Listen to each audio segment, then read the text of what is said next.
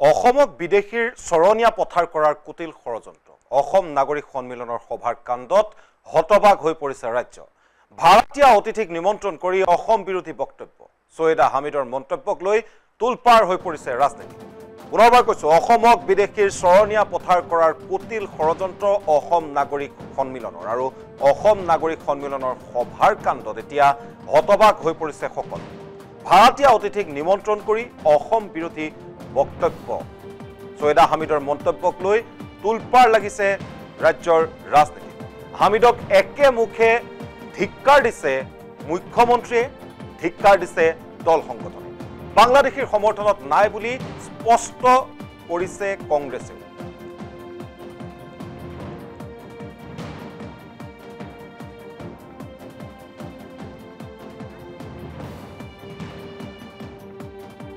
দেওবাৰে অসম সাহিত্য সভাৰ লক্ষীৰাম সদনত এখন সভা অনুষ্ঠিত কৰিছিল অসম নাগৰিক সন্মিলনে আৰু তালৈ অতিথি হিচাপে আহিছিল সৈয়দা হামিদৰ লগতে কেইবাগৰাকীও ভাৰতীয় বক্তা আৰু সেই ভাৰতীয় বক্তাসকলে যি ধৰণৰ মন্তব্য দিছে তাক লৈ বিতৰ্কৰ সূচনা হোৱাৰ সমান্তৰালভাৱে এতিয়া এইগৰাকী সৈয়দা হামিদৰ বক্তব্যক লৈ যথেষ্ট প্ৰতিক্ৰিয়াৰ সৃষ্টি হৈছে মুখ্যমন্ত্ৰীয়ে গৰিহণা দিছে মুখ্যমন্ত্ৰীয়ে ইয়াক অসম বিৰোধী আখ্যা দিছে আৰু বাংলাদেশীৰ সমৰ্থন নাই বুলি স্পষ্টীকৰণ দিবলৈ বাধ্য হৈছে কংগ্ৰেছ দল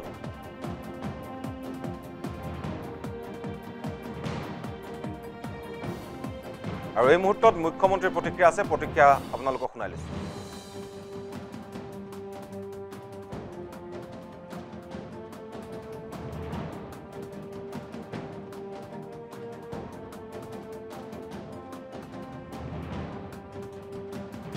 হামিদা সোনিয়া গান্ধীৰ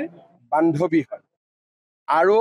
ডক্টৰ মনমোহন সিঙৰ দিনত তেওঁ প্লেনিং কমিশ্যনৰ মেম্বাৰ আছিল তৰুণ গগৈ ডাঙৰীয়াই তেওঁ কেইবাবাৰো গুৱাহাটীত নিমন্ত্ৰণো কৰিছিল কালি তেখেতে কৈছে যে বাংলাদেশী হলেও মানুহবোৰ আমি ৰাখি থব লাগে তাৰ মানে এই কংগ্ৰেছ দল নাগৰিক সমিতি এইবিলাকক যদি আমি বাছি থাকিব নিওঁ কেতিয়াবা বাংলাদেশী বিলাক অসমত আহিব আৰু অসমীয়া মানুহবিলাক বাংলাদেশ যাব লাগিব আমাৰ অসমীয়া বড়ো আদিবাসী কোচ ৰাজবংশী আমি বিলাক বাংলাদেশত যাম আৰু তেওঁলোক ইয়াত আহি যাব যদি এই ধৰণৰ কথা অসমত চলি থাকে আজি অসমৰ কাৰণে খুবেই সংকটময় সকলোৱে লগ হৈ সংকটৰ মোকাবিলা কৰিব লাগিব আৰু অসমখনক আমি নিৰাপদ কৰিব লাগিব সৈয়দ হামিদা সোনিয়া গান্ধী আমাৰ কোনো সম্পৰ্ক নাই তেওঁৰ লগত আমাৰ কোনো সম্পৰ্ক নাই তেতিয়াতো আমি সবৰ কথা ক'ব লাগিব বিজেপি আৰএছএছ বিশ্ব হিন্দু পৰিষদ বজৰং দল তেওঁলোকৰ সাইণ্টিষ্ট সকলৰ ওপৰত কৰিব লাগিব মন্ত্ৰী বিধায়ক সবৰ ওপৰত কৰিব লাগিব 2026 আপোনাৰ নিৰ্বাচনী ইস্যু কি হ'ব আমাৰ আমিতো সদায় কংগ্ৰেছ দলৰ স্থিতিটো স্পষ্ট আমি এজনো বাংলাদেশী নিবিচাৰোঁ আৰু আমিতো জানিবলৈ বিচাৰোঁ যে এইখিনি যে উচ্ছেদ কৰিলে কিমান বাংলাদেশী দেখা পালে কিমান বাংলাদেশীক ধৰিলে এইখিনি যে উচ্ছেদ কৰিছে সন্দেহযুক্ত কৈ আছে ঠিক আছে যদি সন্দেহ আছে তো আপোনালোকে তদন্ত কৰক নে অজীৱন তেওঁলোকে সন্দেহযুক্ত হৈ থাকিব যদি সন্দেহযুক্ত আছে তো তদন্ত কৰি এসপ্তাহৰ ভিতৰত আপোনালোকে প্ৰমাণ দিয়ক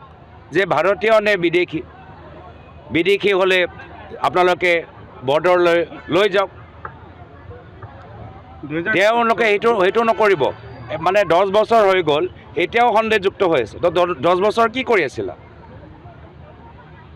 এতিয়াতো 1.5 মাহ এভিকশ্যন চলাই আছে এতিয়াও সন্দেহযুক্ত তাত কিমান দিনলৈকে সন্দেহযুক্ত হৈ থাকিব আৰু ইমান দিনলৈকে তোমালোকে কি কৰি আছা যিখিনি উচ্ছেদ কৰি তোমালোকে প্ৰমাণ দিছা আজি তাৰিখত তদন্ত কিয় কৰা নাই কিমান বাংলাদেশী ধৰিলা তো মানুহ এইবোৰ সব বুজি পায় আজি তাৰিখত এইখিনি বহুতখিনি মানুহ দুখীয়া তেওঁলোকে আজি য'ত উচ্ছেদ কৰিছে সপোজ উদাহৰণ দিছোঁ উৰিয়াম ঘাটত যদি বাবা ৰামদেৱে হিমন্ত বিশ্ব শৰ্মা ডাঙৰীয়া ফোন কৰে যে মই তাত পাম অইল প্লান্টেশ্যন কৰিবলৈ বিচাৰোঁ লগে লগে গোটেই উৰিয়াম ঘাট পতঞ্জলিক দি দিব যদি তোমাৰ ক'ত হৈছে নাবচীয়া নাওবৈচা ফুকনৰ হাতত যদি আদানীয়ে ফোন কৰি কয় যে মোক ইয়াত এটা সোলাৰ প্ৰজেক্ট লাগে, হিমন্ত বিশ্ব শৰ্মা ডাঙৰীয়া দৌৰি গোটেইখিনি আদানীক দি দিব। তো সেইকাৰণে এইখিনি মানুহ দুখীয়া। চৰকাৰে যদি ভাৰতীয় নাগৰিক হিচাপে তেওঁলোকক পুনৰ সংস্থাপনৰ এটা ব্যৱস্থা হাতত ল'ব লাগে, কিন্তু এইখন চৰকাৰ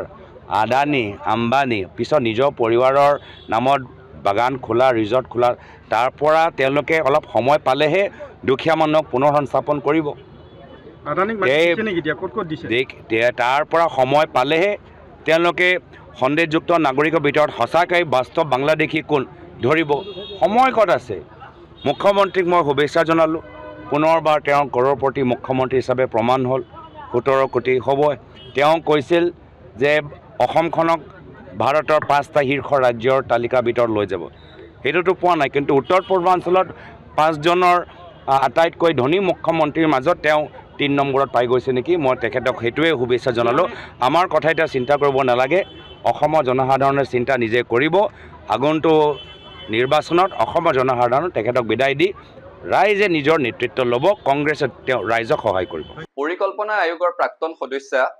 সৈয়দা হামিদ কালি অসমলৈ আহি অসমৰ উচ্ছেদৰ বিৰোধিতা কৰিবলৈ গৈ যি অদ্ভুত ধৰণৰ বক্তব্য তেওঁ ৰাখিছে, সেই বক্তব্যক সদৌ অসম ছাত্ৰ সন্থাই গৰিহণা দিছো। এনে অসম বিৰোধী, ভাৰত বিৰোধী মন্তব্য নকৰিবৰ কাৰণে তেওঁক সকীয়াই দিছো। একে সময়তে এনেকুৱা বিজতৰীয়া মানসিকতাৰ মানুহ অসমলৈ মাতি আনি অসমৰ সামাজিক বাতাবৰণটো বিনষ্ট নকৰিবলৈ এনেকুৱা অনুষ্ঠানৰ উদ্যোক্তাসকলকো সকীয়াই দিছো। কালি সেই মহিলাগৰাকীয়ে স্পষ্টভাৱে উল্লেখ কৰিছে যে বাংলাদেশী অসমত থকাটো কোনো অপৰাধ নহয়। ঈশ্বৰে গোটেই পৃথিৱীখন মানুহৰ কাৰণে সৃজিছে, গতিকে বাংলাদেশী অসমত থাকিব পাৰে আৰু বাংলাদেশীয়ে অসমত কাৰো অধিকাৰ খৰ্ব কৰা নাই বুলি উল্লেখ কৰিছে। বৰঞ্চ বাংলাদেশীয়ে অধিকাৰ খৰ্ব কৰা বুলি কোৱাটোহে মানৱতাৰ পৰিপন্থী বুলি মহিলাগৰাকীয়ে স্পষ্ট মন্তব্য কৰিছে। আৰু এখোজ আগুৱাই গৈ তেওঁ কৈছে যে অসমত নৰসংহাৰ চলি আছে। এনে অদ্ভুত বক্তব্যৰ জৰিয়তে দুটা কথাটো স্পষ্ট হৈ গৈছে। প্ৰথম, এই মহিলাগৰাকীৰ অসম সম্পৰ্কে, অসমীয়া মানুহৰ সংগ্ৰামী ইতিহাস সম্পৰ্কে কোনো ধৰণৰ জ্ঞান নাই। আৰু দ্বিতীয়তে, এই মহিলাগৰাকীৰ বোধহয় কাণ্ডজ্ঞানো নাই। কোনো কাণ্ডজ্ঞান থকা মানুহে এনে উদ্ভট যুক্তি দাঙি ধৰিব নোৱাৰে, এনে অসম বিৰোধী, এনে ভাৰত বিৰোধী মন্তব্য দাঙি ধৰিব নোৱাৰে। বাংলাদেশীয়ে অসমীয়া মানুহৰ অধিকাৰ খৰ্ব কৰা নাই বুলি কোৱাটোৱে অসম আন্দোলনৰ 860 গৰাকী শ্বহীদৰ ত্যাগৰ চৰম উপহাস। অসম আন্দোলনত ধৰ্ষিতা হোৱা প্ৰায় 58 গৰাকী আই মাতৃৰ ত্যাগৰ চৰম উপহাস। অসম আন্দোলনত নিৰ্যাতিত হোৱা, গুলীবিদ্ধ হোৱা, আজীৱন পংগুত্বক আঁকোৱালি লোৱা এই মানুহবোৰৰ ত্যাগক চৰম অপমান কৰিছে। কোনো কাৰণত এনে মন্তব্য অসমত কৰিবলৈ দিয়া নহব। অসমত বাংলাদেশীৰ অবাধ প্ৰব্ৰজনে বহু জিলাৰ জনগাঁথনি সম্পূৰ্ণ সলনি কৰি পেলালে। কেইবাখনো অসমৰ জিলাত এতিয়া অসমৰ খিলঞ্জীয়া মানুহ সংখ্যালঘুত পৰিণত হল। আমাৰ ভাষাটোৰ প্ৰতি সংকট আহিল, আমি ভাষিকভাৱে সংখ্যালঘু হবলৈ গৈ আছো। আমাৰ অৰ্থনীতিত সংকট আহিছে, ট্ৰাইবেল বেল্ট ব্লকত বাংলাদেশী সোমাইছে, ৰাজনৈতিক অধিকাৰ অসমৰ মানুহৰ হাতৰ পৰা ক্ৰমশঃ গুচি গৈছে। এই কথাবোৰ কেৱল ছাত্ৰ সন্থাই কৈ থকা নাই। মহামান্য গুৱাহাটী উচ্চ ন্যায়ালয়ে কৈছে যে বাংলাদেশীয়ে নিজৰ নাম ভোটাৰ তালিকাত সন্নিৱিষ্ট কৰিছে। They have became the king maker, স্পষ্টভাৱে কৈছে। অৰ্থাৎ অসমৰ জনপ্ৰতিনিধি কোন হ'ব সেই নিৰ্ণায়ক অধিকাৰটো ক্ৰমশঃ বাংলাদেশীৰ হাতলৈ গৈ আছে। মহামান্য উচ্চতম ন্যায়ালয়ে কৈছে যে অবৈধ বাংলাদেশীৰ অবাধ প্ৰব্ৰজনৰ ফলত অসমত আভ্যন্তৰীণ অশান্তি হৈছে, বহিঃআগ্ৰাসন হৈছে। এই কথাবোৰ সেই মহিলাগৰাকীয়ে গম নাপায় নেকি? আৰু যদি সেই মহিলাগৰাকীয়ে গম নাপায়, মহিলাগৰাকীক অসমলৈ মাতি আনি সামাজিক বাতাবৰণ বিনষ্ট কৰিবলৈ দিয়া এনে অনুষ্ঠানৰ উদ্যোক্তাসকলেতো গম পায়।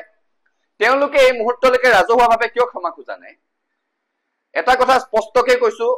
অসমৰ অবৈধ বাংলাদেশী প্ৰব্ৰজনৰ সমস্যাটো অসম চুক্তিৰ আধাৰত সমাধান হ'ব লাগিব। 1971 চনৰ পিছত অহা হিন্দুৱেই হওক, মুছলমানেই হওক, অসমৰ পৰা যাব লাগিব। অসমৰ কোনো হিন্দু, কোনো মুছলমানে অবৈধ বাংলাদেশী অসমত থকাটো নিবিচাৰে। গতিকে অবৈধ বাংলাদেশীৰ এনে ৰক্ষকক বাহিৰৰ পৰা আমদানি কৰি আনি অসমৰ পৰিৱেশ বিনষ্ট নকৰিবলৈ এনে উদ্যোক্তাসকলক সকীয়াই দিছো। কালিৰ অনুষ্ঠানটোৰ উদ্যোক্তা, যিটো অনুষ্ঠানত এই মহিলাগৰাকীয়ে ইমান এটা উদ্ভট অসম বিৰোধী, খিলঞ্জীয়া বিৰোধী, ভাৰত বিৰোধী মন্তব্য কৰিছে, সেই অনুষ্ঠানৰ উদ্যোক্তাসকলে এই বিশেষ মন্তব্যটো ৰাজহুৱাভাৱে প্ৰত্যাহাৰ কৰিব লাগে। এই মন্তব্যটোক গৰিহণা দিব লাগে ৰাজহুৱাকৈ, আৰু তেওঁলোকে ক্ষমা খোজা উচিত। আৰু তাকে নকৰিলে অসমৰ মানুহৰ বুজিবলৈ বাকী নাথাকিব যে এনে অনুষ্ঠানৰ উদ্যোক্তাসকলো হাতে কামে লাগি গৈছে অবৈধ বাংলাদেশীক অসমত ৰক্ষণাবেক্ষণ দিবলৈ। তেনে কথা অসমৰ মানুহে কোনো কাৰণত গ্ৰহণ নকৰে। আৰু অসমৰ বাংলাদেশী সমস্যাটোক হিন্দু মুছলমানৰ ৰহন নাখানিবৰ কাৰণে সকলো পক্ষকে সদায় ছাত্ৰ সন্থাই সকীয়াই আছো অবৈধ বাংলাদেশীৰ ৰক্ষকৰ ভূমিকাত অৱতীৰ্ণ হোৱা কোনো অপশক্তিকে অসমৰ সমাজ জীৱনে স্থান নিদিয়ে এনে অপশক্তিক অসমে পুলিয়ে পুখাই উৎখাত কৰিব সৈয়দা হামিদাৰ নামটো কেতিয়াও শুনাও নাছিলো মই নাজানো দেই তো আজি সংবাদ মাধ্যমত দেখিলো বিশেষকৈ অসমীয়া প্ৰতিদিন কাকতত দেখিলো যে সৈয়দা হামিদাই মানে সাংঘাতিক ধৰণে সংবাদ মাধ্যমত দেখিছে যে তেখেতে যিবিলাক বক্তব্য দাঙি ধৰিছে এইবিলাক বিদেশী পক্ষত বক্তব্য দাঙি ধৰিছে বিদেশী পক্ষত দাঙি ধৰা কোনো বক্তব্য অসমীয়া মানুহে কেতিয়াও গ্ৰহণ নকৰে বাংলাদেশী অসমত থাকিলেনো কি হ'ব বুলি কোৱা কথাটো কোন অসমীয়া মানি ল'ব কওকচোন তেওঁলোকে অসমীয়া জাতিৰ সভ্যতা অসমীয়া জাতিৰ সংস্কৃতি অসমীয়া জাতিৰ ইতিহাস অসমীয়া জাতিৰ সংগ্ৰাম অসমীয়া জাতিৰ আকাংক্ষা সপোন এইবিলাক কথা একো নাজানে আকস্মিকভাৱে আহে আৰু এনেকুৱা এটা বক্তব্য দাঙি ধৰে আৰু যি বক্তব্যৰ জৰিয়তে আচলতে বিজেপিৰে লাভ হয় এটা সাম্প্ৰদায়িক বাতাবৰণ সৃষ্টি কৰিবলৈ চেষ্টা কৰে গতিকে যিয়ে এই বক্তব্য দাঙি ধৰিছে সেই মহিলাগৰাকীক মই এই বক্তব্য উঠাই ল'বৰ কাৰণে দাবী জনাইছো অসমত সাম্প্ৰদায়িক ৰাজনীতি কৰিবলৈ কোনো অহাৰ প্ৰয়োজন নাই অসমত বিদেশী থাকিব লাগে বুলি কোৱা মানুহ কোনো নাই অসমত যি ধৰ্মৰ যি জাতিৰ যি বৰ্ণৰ যি আদৰ্শৰ মানুহেই নহওক লাগিলে কিয় কোনেও অসমত বিদেশী গ্ৰহণ নকৰে বিজেপিয়ে হিন্দু বাংলাদেশী আনিব খুজিছে আমি গ্ৰহণ নকৰো কিছুমানে মুছলিম বাংলাদেশীক সমৰ্থন কৰে আমি তেওঁলোককো গ্ৰহণ নকৰো আমি বিদেশীৰ বিৰুদ্ধে আছো আৰু সেইকাৰণে সৈয়দা হামিদে যি বক্তব্য দাঙি ধৰিছে তাৰ আমি তীব্ৰ প্ৰতিবাদ কৰিছো আৰু তেখেতক এই বক্তব্য উঠাই ল'বৰ কাৰণে দাবী উত্থাপন কৰিছো লগতে যিসকলে এই সভাখন আয়োজন কৰিছিলে উদ্যোক্তাসকলক মই বিনম্ৰভাৱে অনুৰোধ জনাইছো যে অসমৰ এই সেনচিটিভ পৰিৱেশত অসমৰ এই অত্যন্ত মানে এটা মানে কি ক'ব সংবেদনশীল পৰিৱেশত যি সময়ত অসমত হিন্দু মুছলমানৰ ৰাজনীতি কৰিবৰ কাৰণে সংঘৰ্ষ আৰু সংঘাত লগাবৰ কাৰণে বিজেপি দলটোৱে উঠি পৰি লাগিছে সেই সময়ত বাহিৰৰ পৰা কোনোবা মানুহ আনি এনেকুৱা ধৰণৰ বক্তব্য প্ৰদান কৰোৱাই অসমীয়া জাতিটোৰ যাতে ক্ষতি নকৰে তাৰ কাৰণে সকলো উদ্যোক্তাকে মই সাৱধান হ'বৰ কাৰণে আহ্বান জনাইছো আৰু কালিৰ সভাখনৰ যিসকল উদ্যোক্তা সেই উদ্যোক্তাসকলক এই কথাটো স্পষ্ট কৰি দিবলৈ মই অনুৰোধ জনাইছো মোৰ বিনম্ৰ অনুৰোধ যে উদ্যোক্তাসকলে এইটো স্পষ্ট কৰি দিয়ক যে তেখেতসকল বিদেশীৰ পক্ষত নাই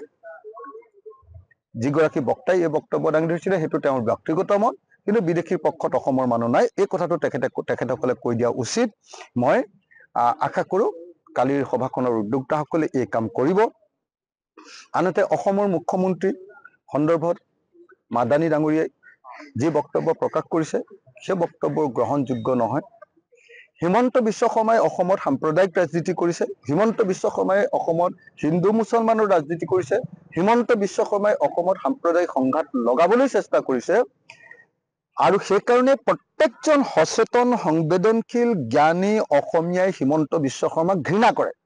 বেয়া পায় তেওঁক সাম্প্ৰদায়িক লেডাৰ বুলি ভাবে তেওঁক বেয়া মানুহ বুলি ভাবে কিন্তু সেই বুলি কোনোবা মাদানীয়ে অসমৰ মুখ্যমন্ত্ৰীক খেদিব লাগে বুলি যদি কয় তেতিয়াহ'লে আকৌ সেইটো আমি নামানো সেইটো কোনো পধ্যে আমি নামানো কাৰণ তেওঁ অসমৰ মানুহ নহয় অসমৰ মানুহে আমি নিজে এই সিদ্ধান্ত ল'ম হিমন্ত বিশ্ব শৰ্মাক কেতিয়া খেদিম ২৬ত আমি খেদিম কিন্তু মাদানীয়ে যদি এনেকুৱা বক্তব্য প্ৰকাশ কৰে তেতিয়া আকৌ অসমৰ মানুহে উল্টা কৰিব সেইকাৰণে মাদানী ডাঙৰীয়া আৰু অন্য যিকোনো এনেকুৱা ধৰ্মীয় নেতাবিলাকক এই সম্পৰ্কে বক্তব্য প্ৰদান নকৰিবৰ কাৰণে আমি সকীয়াই দিছো আমি আহ্বান জনাইছো আমি অনুৰোধ কৰিছো যে এই সম্পৰ্কে আৰু বক্তব্য প্ৰদান নকৰে আৰু হিমন্ত বিশ্ব শৰ্মাই যি সাম্প্ৰদায়িক ৰাজনীতি কৰিছে ২ নম্বৰী ৰাজনীতি কৰিছে সংঘৰ্ষমূলক ৰাজনীতি কৰিছে হিন্দু মুছলমানৰ ৰাজনীতি কৰিছে এইটো নকৰিবৰ কাৰণে হিমন্ত বিশ্ব শৰ্মাক আমি সকীয়াই দিছো যে যোৱাকালি ছায়েদা হামিদ নামৰ এগৰাকী ব্যক্তি তেখেত প্ৰাক্তন পৰিকল্পনা আয়োগৰো সদস্য আছিল গুৱাহাটীত সাংবাদিকসকলৰ সৈতে মুখামুখি এটা অনুষ্ঠানত তেখেতে বাংলাদেশীৰ সম্পৰ্কত যি বক্তব্য প্ৰদান কৰিছে প্ৰকৃতপক্ষে তেখেতে অসমৰ বাংলাদেশীৰ যিটো সমস্যা সেই সমস্যা তেখেতৰ হয়তো জ্ঞান নাই নতুবা তেখেতে হৃদয়ংগম কৰা নাই ভিছা বা পাছপোৰ্ট লৈ অহা কোনো বাংলাদেশীৰ ক্ষেত্ৰত আমাৰো ক'ব লগা নাই কিন্তু ক'ব লগা কোনবিলাক বাংলাদেশীৰ ক্ষেত্ৰত আছে যিবিলাকে অবৈধভাৱে কাটাতাৰ পাৰ হৈ আহি প্ৰব্ৰজিত হৈ আহিছে প্ৰব্ৰজনকাৰী বাংলাদেশীৰ সম্পৰ্কত নিশ্চিতভাৱে তেখেতৰ ধাৰণা যেনেকুৱা হ'ব লাগিছিল নাই কাৰণেই তেখেতে কৈছে যে বাংলাদেশী অসমত থাকিলে সমস্যাটো কি বাংলাদেশী অসমত থাকিলে নিশ্চিতভাৱে সমস্যা আছে কাৰণ অসমৰ জনগাঁথনি ইতিমধ্যে পৰিৱৰ্তন হৈছে আৰু আমি 1971 চনলৈকে বাংলাদেশীৰ বুজা ইতিমধ্যে গ্ৰহণ কৰিছোঁ আৰু 71 চনৰ পিছত অহা বাংলাদেশীক চিনাক্ত কৰি বিতৰণ কৰিবৰ কাৰণে নিশ্চিতভাৱে অসমৰ সমাজ জীৱনত দীৰ্ঘদিন ধৰি দাবী উত্থাপন আছে গতিকে তেখেতে যি বক্তব্য প্ৰদান কৰিছে সেই বক্তব্যই স্বাভাৱিকতে আমাৰ তেওঁ মানৱতাৰ কথা কৈছে যে বাংলাদেশী মানৱতাৰ কথা তেওঁ যেনেধৰণে কৈছে প্ৰকৃতপক্ষে আচলতে মানৱতাৰ ভুলুণ্ঠিত যদি হৈছে আমাৰ খিলঞ্জীয়া মানুহৰ হৈছে অসমীয়া মানুহৰ হৈছে থলুৱা ভূমিপুত্ৰৰ হৈছে এইকাৰণে হৈছে যে অবাধ গতিত অসমৰ যেনেধৰণে জনগাঁথনি পৰিৱৰ্তন হৈছে সেই জনগাঁথনি আপোনালোকে দেখিছে প্ৰবজিত আৰু আগ্ৰাহিত দুই ধৰণে জনগাঁথনি পৰিৱৰ্তন হৈছে গতিকে এই সৰ্বভাৰতীয় যিবিলাক নেতা অসমলৈ আহে তেখেতে ভাৰতবৰ্ষৰ প্ৰকৃত ছবিখন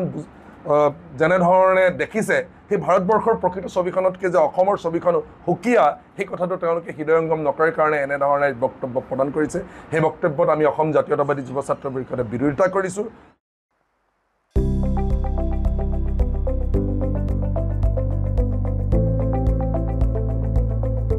NB নিউজ সহজ সৰল ভাষাত নৱভাৰতৰ কথা